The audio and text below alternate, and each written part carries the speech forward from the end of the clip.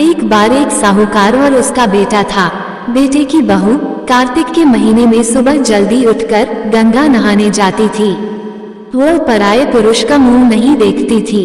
राजा का लड़का भी गंगा जी नहाने जाता था।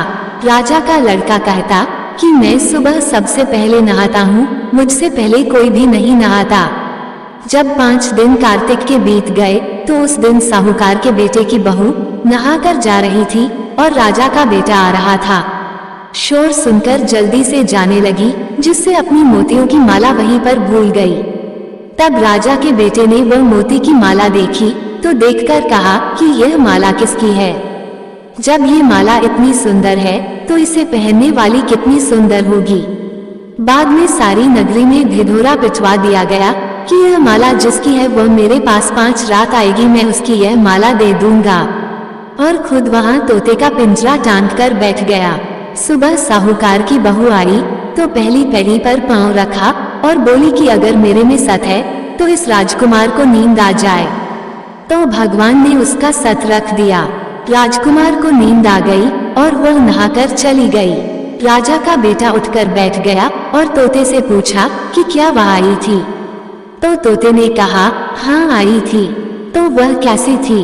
तब तोता बोला कि अप्सरा जैसी बिजली, होली जैसी झलकामड़ी, गुलाब जैसा रंग। राजकुमार ने कहा कि कल मैं उंगली चीर कर लेट जाऊंगा, फिर मुझे नींद नहीं आएगी। दूसरे दिन वह अंगुली चीर कर बैठ गया।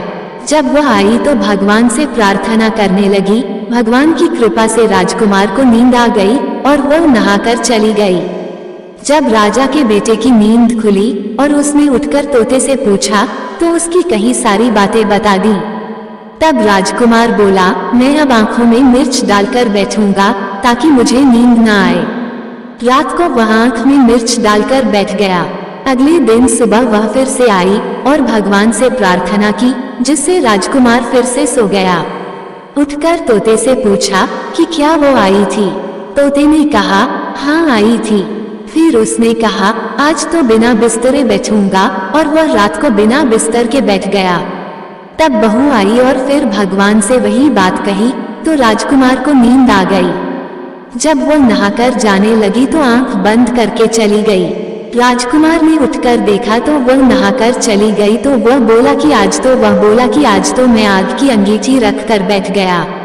साहूकार की बहू आई तो भगवान से कहा कि हे भगवान, आपने 4 रातें तो निकाल दी, परंतु आज की 5वीं रात और निकाल दो।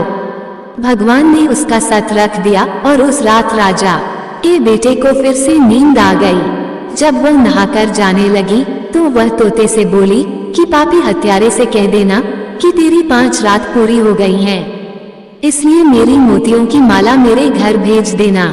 जब राजकुमार नींद से जागा और उसने तोते से पूछा कि वह आई थी क्या, तो तोते ने कहा कि हाँ वह आई थी और उसने अपनी मोतियों की माला मंगवाई है। तब राजकुमार से सोचा कि वह तो सच्ची थी, उसका तो भगवान ने भी सत रख लिया। कुछ दिनों बाद राजकुमार के शरीर में कोढ़ निकल आया और वह तड़पने लगा।